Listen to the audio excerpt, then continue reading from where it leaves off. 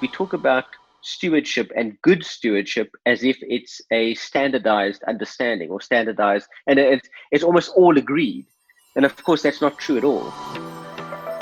Welcome to Boardroom and Beyond podcast, a show dedicated to exploring corporate governance best practice. This podcast is a learning journey taking us to different parts of the world to discover profound and eye-opening differences in corporate governance, understand those differences, and learn how to unlock the mystery of doing business whenever we go. I'm your host, Lyndsey. I hope you will enjoy the journey with me. This is part 2 of the South Africa corporate governance episode with Clint Bartlett. In part 1, we talked about South African Black economic empowerment policy. In part 2, we will dive into South African corporate governance and stewardship related topics. Hello, Clint. I want to touch base to the corporate governance because you mentioned about the Johannesburg Stock Exchange. So obviously, BE plays some role to the stock exchange, to the public companies. So I have 2 questions here. First, let's step back from your South African mind. Traditionally, what is in your mind, your understanding of corporate governance? And with BE, with the situation, very unique situation in South Africa, what you see the corporate governance mean in South Africa? So the 2 questions together. I think my first exposure to corporate governance was actually in class, in university. And I found it a very dry, again, to use the word sterile concept.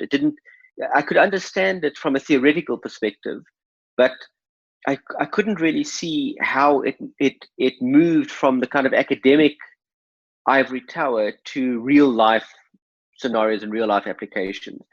I found that out almost through a baptism of fire, but through joining an NGO that I first worked for. And that NGO, as with many NGOs or non-profit organizations, they received different bits of money from donors, and one of the donors in particular didn't realize that once you donate money to a non-profit, that ceases to be the donor's money. It now becomes the money of the non-profit, and the non-profit can do with it what it wants. And that misunderstanding or ignorance or willful ignorance, possibly, shown by the donor, that forced me very quickly to realize why corporate governance is important. In that sense, it was obviously the creating the boundary between the non-profit and the donor.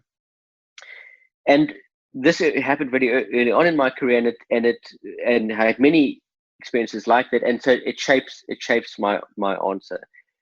For me, corporate governance generally is around the stewardship of resources. It is the resources, assets, future generational assets, whatever you want to call it, but it's basically governance is to ensure that these assets are stewarded and held in custody on behalf of the beneficiaries. So whether the beneficiaries are a community, or whether it's the shareholders or stakeholders, as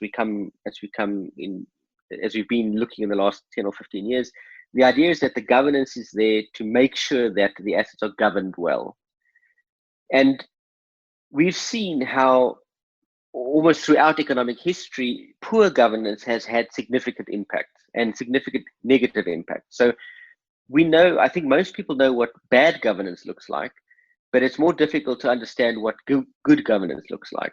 I suppose another way of saying it is that good governance, for me, you never really read about good governance. You read about bad governance. Bad governance is when something goes wrong.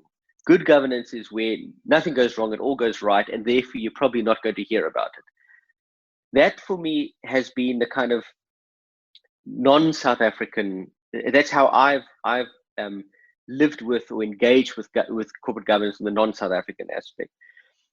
But of course, with emerging trends like profit for purpose or profit with purpose, and green financing 10 or 15 years ago, and corporate social responsibility, and corporate the social license to operate and social compact, all of these kinds of almost ideologies that began to emanate 10, 15, 20 years ago that of course very quickly leaves my definition wanting.